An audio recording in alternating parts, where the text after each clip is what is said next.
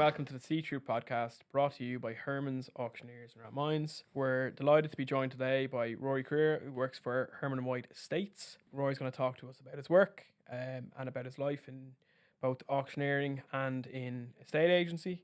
Thanks a million for coming, Rory. Really appreciate good to be it. here. Yeah. So, talk to me about yourself. Start off, Rory Crear. What do you remember from your younger years, your younger days, school days? Tell us about you. I don't know. Interested I come from Louth. We lived in the country. I went to school in Limerick. I came to Dublin in 1977 after school. Unfortunately, my parents died in a car crash, and therefore it activated our move to Dublin. And I did my first touch of auctioneering or antiques was I worked in with Alan Chawner in County Louth, who was related to in a form. And I worked in holidays, and I got a great grasp of antiques. And Alan handled some great sales.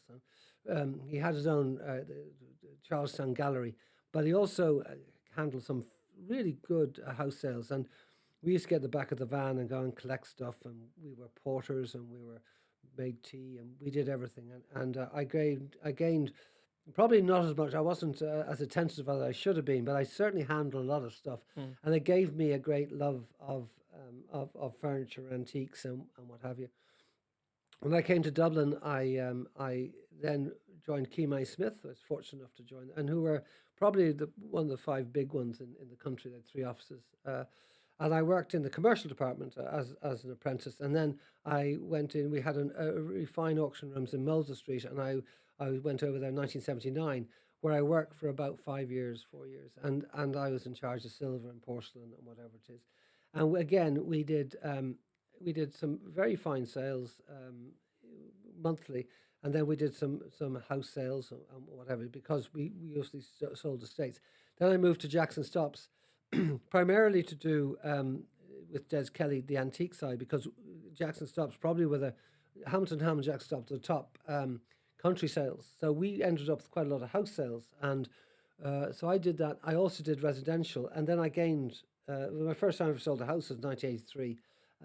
But really enjoyed the combination. So that kept going until I owned my own office through Jackson Stops in Rathgar. Stayed there for until 1998 with Morris McDonough, who became a great friend. And I kept the antique side of it up, but we developed, obviously it was a property company.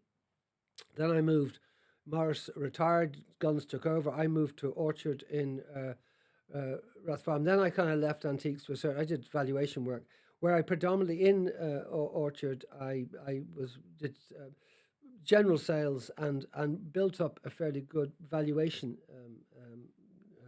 portfolio.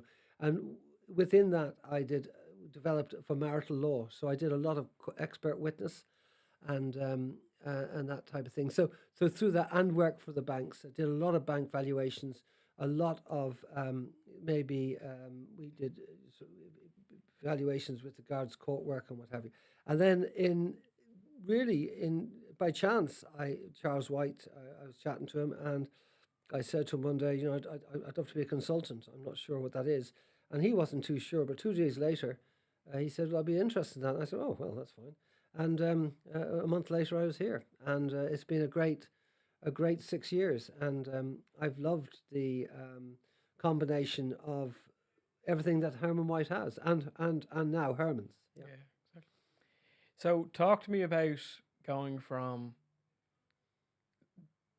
auctioneering for an auctioneer in Louth to selling your first house in 1983. Oh, that transition to houses, was that the way the market was going at the time? You hadn't a choice. There you go. We were apprentices, and we were in the true sense of apprentices. It was Mr. Mahoney and it was Mr. Smith, and you got their groceries on a Tuesday afternoon, and that's what you did. So I don't think I want to. You just did what you were told to do, and you learned, sometimes a harsh lesson, but always a good one. Yeah. I've never gone back and said, oh, that was, because ultimately we were taught very well. Because there was less academia, and so we would go, for instance, when we were doing college, we would work all week, and we'd do 2 evenings or 3 evenings, I think, and we had one half day. Yeah. So we were working full time, and it was great. It It was was great. applied learning rather than It was on the absolutely, job. Yeah, yeah. absolutely. So commercial wise, I learned how to do rent reviews. I learned how to measure office. I mentioned, and and then some would give you your head, the others wouldn't. So and I think now it's important that we educate kids as they come through and mentor them properly, but also give them their head. Give them. We want them to produce money for us Yeah, yeah. ultimately. Yeah. So we just don't want somebody coming in to be taught. We want somebody who's going to come in and and will produce business for us, and that's ultimately. And so that's really what we learned to do. Do you remember the first house you sold in I 1983? do. I sold a house. In State Avenue. It's probably one of the better houses I've ever sold in my life. Actually, I sold it in a State Avenue in I think it was off Marion Road. It was a little corker, and I worked with a guy called Pascal Conroy, and he took me by the hand as Pascal would, and he guided me through that sale. But it was like a stampede, and of course I had no idea what was going on. But I learned very quickly, and from there, I it was so I was very lucky with my first sale. How did working with Herman and White, like, how did that develop for you? I know you said you met Charles. Charles suggested it. So that's obviously grown a lot since Yeah, started. I knew David well over Yeah. the years because when I had antiques, I used to, maybe not that much, but quite a lot. I'd ring David and we'd have a chat on whatever it is. I used to meet Charles on valuations or ringing each other to get comparisons. Well, I was amazed at Herman White and Herman's because there was such a synergy there, which I didn't think was being tapped really as much as it could. Because ultimately, when I went into a house, we had this wonderful thing that we could clear a house. We could firstly put a plan together for people. So firstly say, look, your house is worth this. Where do you want to be? Especially in probates, especially when it's very, very hard for people, so we come in, we'd look at a house, we'd assess it. We would then get yourself, Ross, or David in. They would then, and then we get Chad, the chap who does all the carriage. And then we had this wonderful team who could do the gardens and everything. So from start to finish, we could actually, and this applies to anyone doing it, from start to finish, we can get the house ready for sale, clear the contents before or after the sale, doesn't make any difference, preferably before if it gets cluttered, and then hand the keys to the new owners, cleared, where the people selling the house don't have to lift a finger. And we are the only ones, as far as I can see, who can do that. And we do it extremely well. So, and I think we're beginning to gain that market share on that basis. But that's the first thing I saw was such an opportunity, and it's proving so. Yeah. Do you think valuations have changed since you started out? Oh yeah, don't forget, I've gone through since 35 years. So I started Bank of Ireland firstly, and then I did all the value, and then we went through the noughties, and it was banks were pushing for big valuations, and there was a lot of competition. There was a lot of and probably not enough people. The rules were too loose at that point, and therefore people were getting loans which were very large, and then everyone got it. And of course, then after 2010, 11, 12, they put in very stringent rules in the bank, which probably is a good thing, but on the other hand, the horse had bolted. So when you had the market coming back in 2013, 14, 15, and people started buying again, the rules are very, very stringent. And I think in many ways, the horse had bolted, but I'm very happy to say that we don't have that many people in financial debt or in trouble. And we had a lot of people over 20 years from about 2000 on, who were in financial strife. And of course, that is not good. So it has steadied the market, and the market now for since last 5 or 6 years, 7 years, has been very steady, if not dramatic, which is what you want. Very steady. Do you think that in the eyes of court work and court valuations and stuff, is that fairly similar to what it was back in the day? Yeah. A row is a row, or a mediation to mediation. There's two sides to every story, and I always think when I'm doing something like that, I always call myself the lowest form of life in the court world. Know my place, yes or no is the right answer.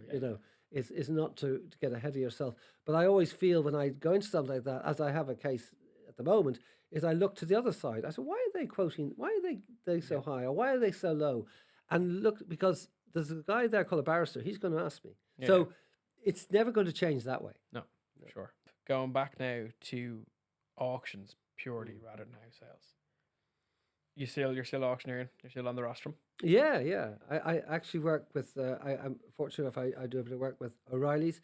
I once a month. In fairness to David and Charles, they didn't have a problem with that, and I was doing that previously. I joint sales with.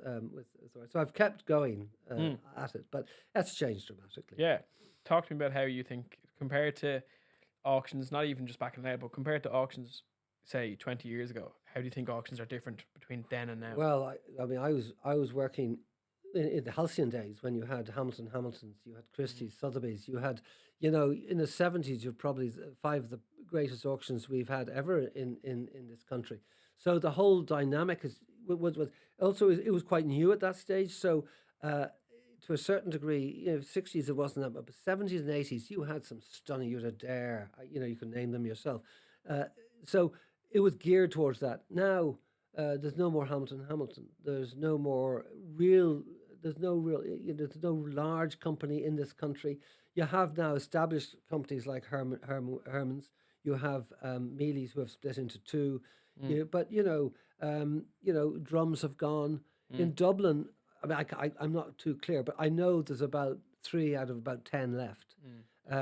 So that you have to say changed. Adams are, yeah. Oh, 100%. Well, controlling the market, I hold Adams as a different, because I think Adams is a larger, it's a different dynamic. But I'm talking about all the rest of us really, and I think that's fair. That is I think Mealy's was equal size, but they split. I think they split, and whether that was a good or bad thing, I don't know. But they're not as big as they were. Yeah. Whereas Adams have managed an incredible consistency, in my view, for what they've achieved. And but there again, it's a time and effort and investment. True. So the change is now, and the pandemic has absolutely rocked this on. Is now online is the thing. So now we are all selling online, and it's a great shame.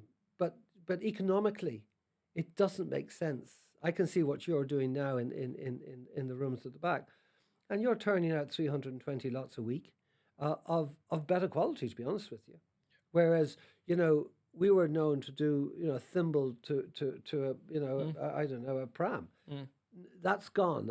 The quality has risen, in my view. And we're now doing specialist art sales where, we online now, we can do anything. Yeah. If we put our name, as long as we have the product and we have the following. Expertise as well. And that's all a cultural thing. But, the old days of lining up 800 lots is gone, to be honest with you. And I don't think it's viable anymore. No. As much as it's a sad thing to say, because auctions are a fabulous thing. Oh, wonderful. Oh, for those who haven't been to them, it's great fun. Magical. Great fun. I mean, I remember doing, with Nick Nicholson, I did 2, and they were Glide Court. And, it was just starting. I mean, attending, or the excitement you got, for 4 weeks. Oh, yeah. It was tiring, and it was long hours, and it was frantic. And, we didn't have computers. Yeah. Everything had to be done by typewriter and whatever. Mistake. But it was fantastic. It was such a buzz. Yeah. Really and truly. No, amazing buzz. I remember working with Nick and Slane. It's it's wonderful. I'm a great guy. For 3 weeks, but for 3, like you're saying, for 3 weeks, it was just a great. And they do that once a year now, still in town. Yeah, and magic. And and I think, are they doing it because? I think maybe they're doing it because that's what they do. And I think, and do you know what? I think there's something to be held to. Like I used to talk about it with David all the time. There's something to be held to still trying to run a live auction at some stage in the year, if it can be done, Well, I think if you have for tradition's sake, absolutely, and I think the opportunity here is that you could probably hold, 100 lot good picture sale and have it live and coincide it with online. Yeah, exactly. Easily done, and I think that might be nice to see it, if nothing else. For sure. Is there a sale that stands out most for you in your mind? Yeah, Glide Court particularly, because Nick had left. I don't know what company he was with, and he'd asked me. I was working in Jackson Stops at the time, and he said, "Would you mind doing that one?" And we also did a sale Hilton Park up in up in north of Ireland, and for a fellow called Johnny Madden, who was a pal of one of the bosses. and he was actually clearing out the attic. But the clearing out the attic was multiple of hundred thousands of turnover, whatever it was. Yeah, yeah, yeah. And it was a wonderful sale. It was really good sale, and people from north of Ireland were curious. They're not great at coming down to the south, and vice versa.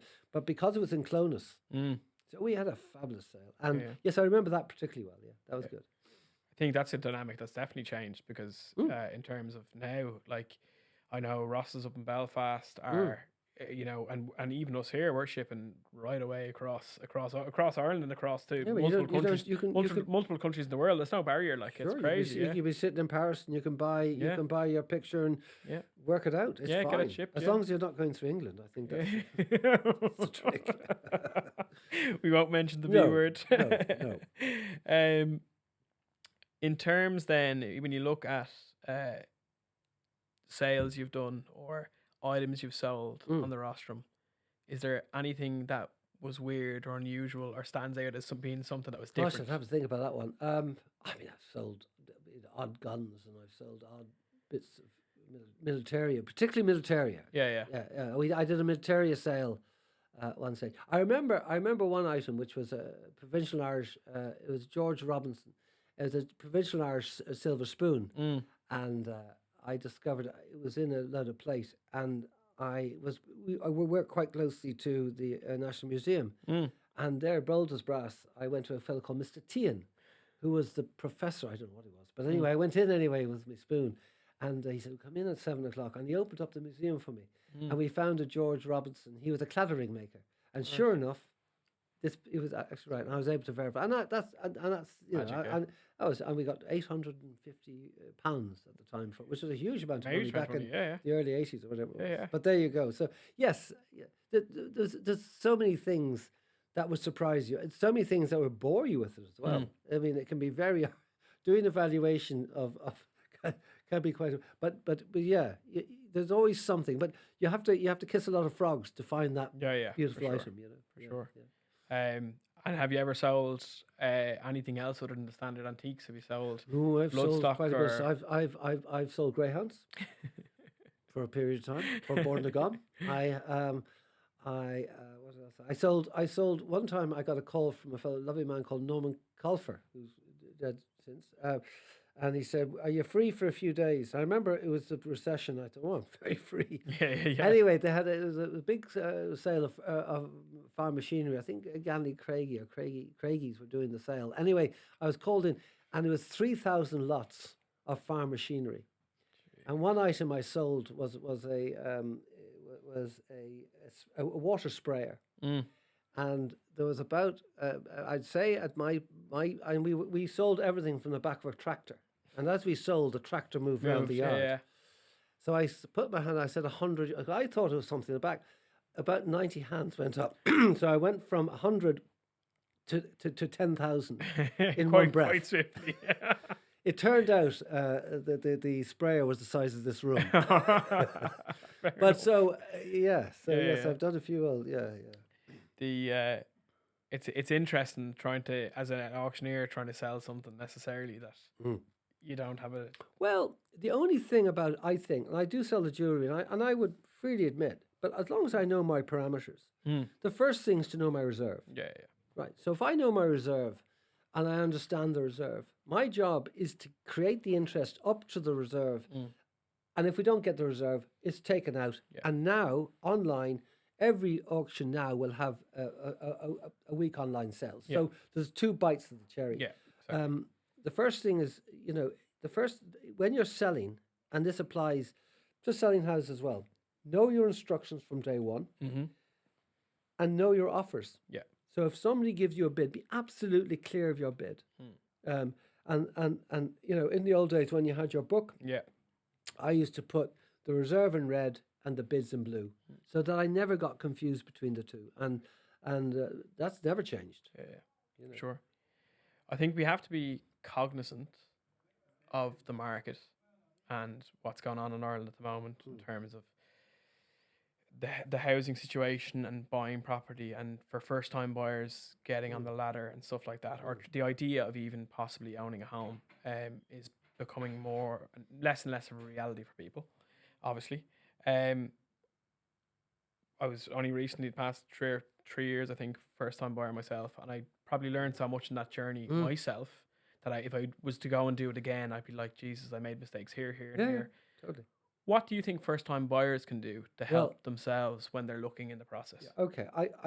I'll be strong at this because I've helped about, I'd say, 6 or 7, 8 over the last year, because I love doing that. Yeah. If somebody rings me up and say, look, first thing is get a plan of what you want to buy. Second thing is think outside the box.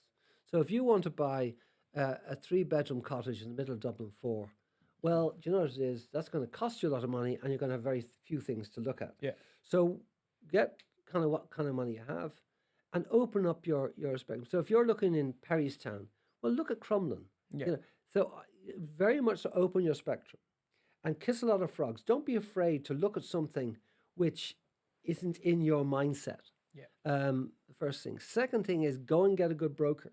Mm-hmm. Get somebody who can translate the banker. Bankers aren't doing it on purpose, but the legislation has become so restrictive that, in fairness, it's hard for them as well. So get a good broker who can go and act on your behalf, who can shift money out. So if there's a different rate or whatever it is, that's really helpful. Go and get a good solicitor. Go and get somebody who's local, who's good at what they do. I'm nothing against city centre solicitors, but I think if you're buying in a suburban area, go and get somebody who's a local conveyancing solicitor who knows his stuff. It's gold, because and once you're armed with that, be nice to estate agents. Because there's a little element of, oh well, I'll be a bit smart with him. But if you get on with an agent, they can really help you. And I also say to estate agents, be more helpful. Yeah. If somebody rings up, they're finding it very tough. It's a hard market out there. So a little 2 minutes on the phone saying, listen, this is what you could do, or a little bit more time, and use the phone more. Yeah. People want to talk. This thing of being able to buy a house without talking to anyone. It's a lonely spot out there. And personally, I've bought and sold, and every time, I've only 6 years ago bought and sold, and having done it a few times, it's still a minefield. Yeah. So to have somebody who say, listen, let's calm it down a bit, let's see what we can do. So my tendency is to, if something's very busy, I'll ring about 30 people, make appointments, and then with them, have a chat with them. I don't say, well, we've no money, you can't buy it. I do, come on, have a look. As the sale goes along, I get the conditions as best I can from my client's point of view. Yeah. But it gives everyone an opportunity to go and have a look. And I think, we're getting a situation now where everyone's emailing. That's fine. But I do think if we could combine a little bit of both, on the phone, and maybe if somebody wants to, well, by the way, if you want to go, I'm not recommending anyone, but I am saying that will help you. Yeah. So obviously that is the first time buyer's point of view. I'm not even going to get into the market of people changing houses. So I think the market is so hard at the moment that we leave them people to their own devices for now. One thing I would ask is new agents coming in to the market. What advice would you give them? Well, it amazes me people have the bravery to set something up at this market. It is hard, but you see them coming in and going. It's less and less now, because I think people are staying longer in because in my view, a lot of the companies, like the larger companies like Sherry's, I don't say better, I say larger. We were all bottom feeders. So when we came in, we were told, listen, you need to produce stuff, and then you can say, and then what really they did, if you ran out of stuff, you ran out of a job, basically. And that was going back 35 years. That was the way it was. Now it's top feeding. Everything comes in from the top. So you'll find that people stay longer. There was the Mulder came up the other, about 2 years ago. Incredible impact on the market. Massive. And that was one of the bigger ones. But generally, Murphy Mullen there was about 10, 12 years ago. They were all dug steaming good. But having said that, that was a way that went.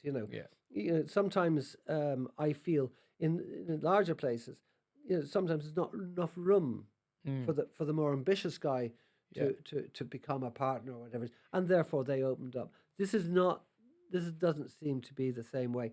Definitely seems harder to Yeah, do. it does. And valuations. There are companies specialized, but valuations are down. They have to be down in volumes, and so valuations are down. Sales, it's a very competitive market out there. Yeah. And I think this is something I think we've made a vast error in, and I think that this is one of the reasons it'll come back and haunt us. We now, if you get a new development of apartments, they're immediately put on the rental market. I suggest it's through large, we call them corporate companies who buy blocks of apartments. Yeah. But we have sold our soul. So therefore, in 10 years' time, if I want to trade down, I have nothing to buy. Yeah.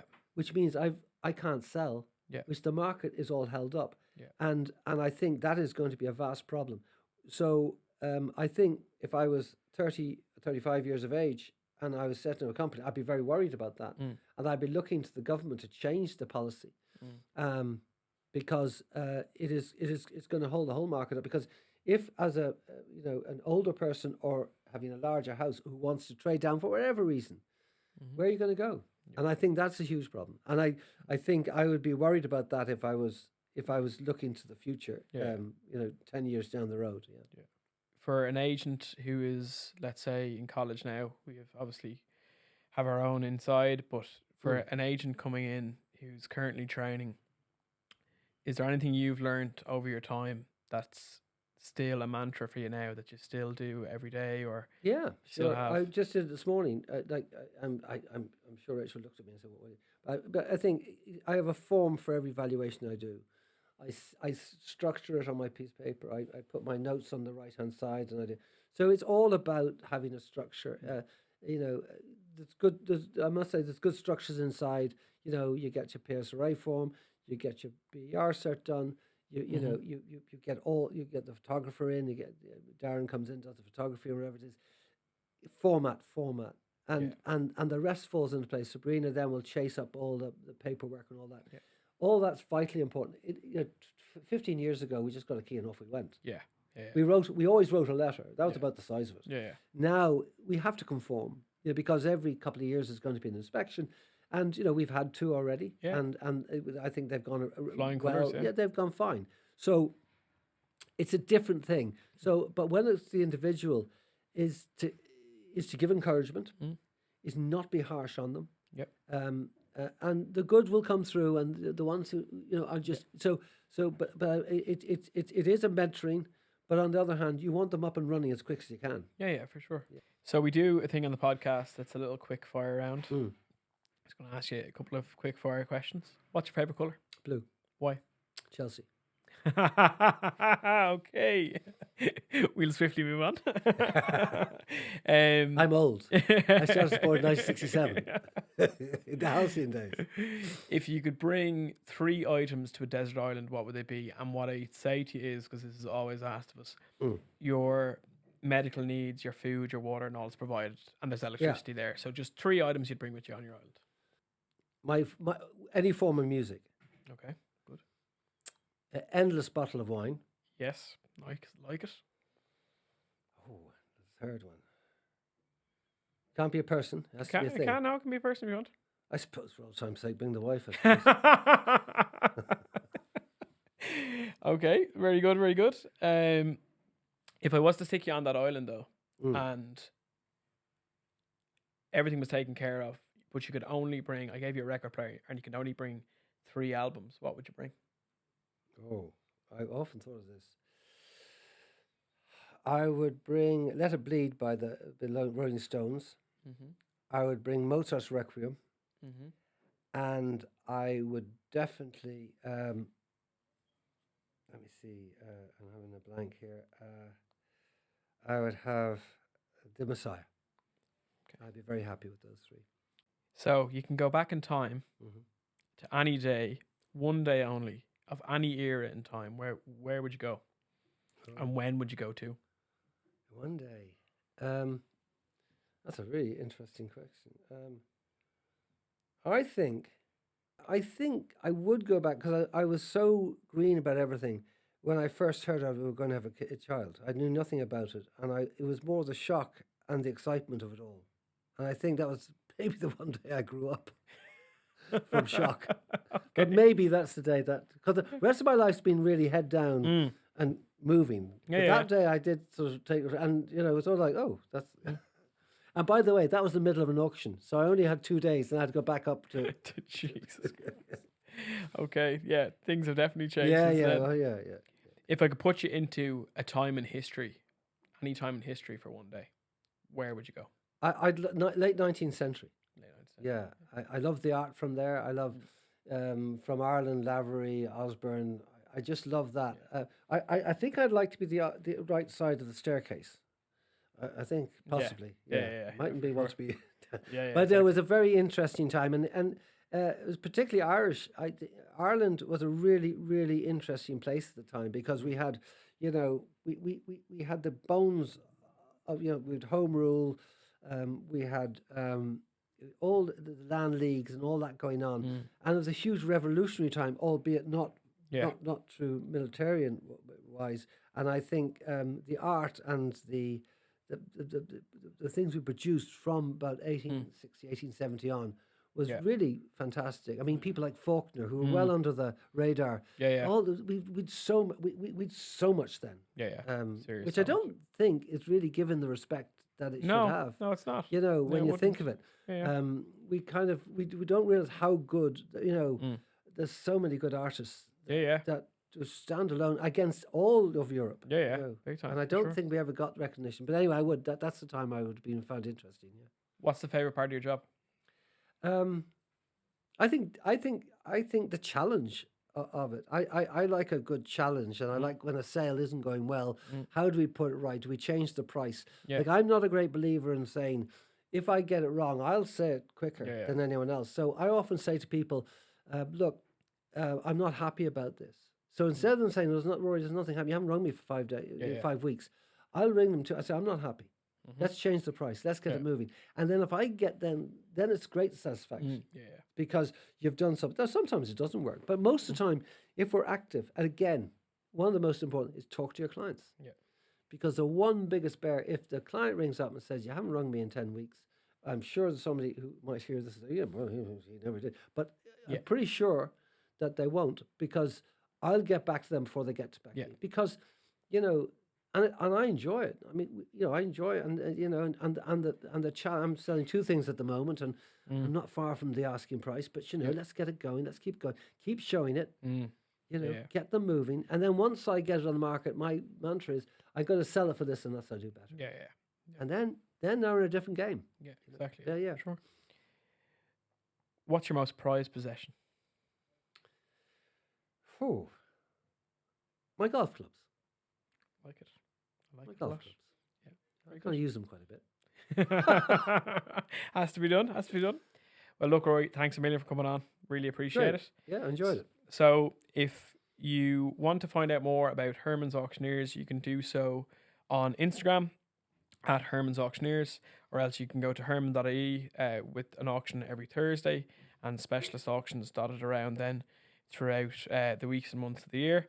And if you want to find out more about Rory, you can do it at Herman and White. So www.hermanandwhite.ie. You can get all of Rory's details there. Thank you very much. Thanks a million.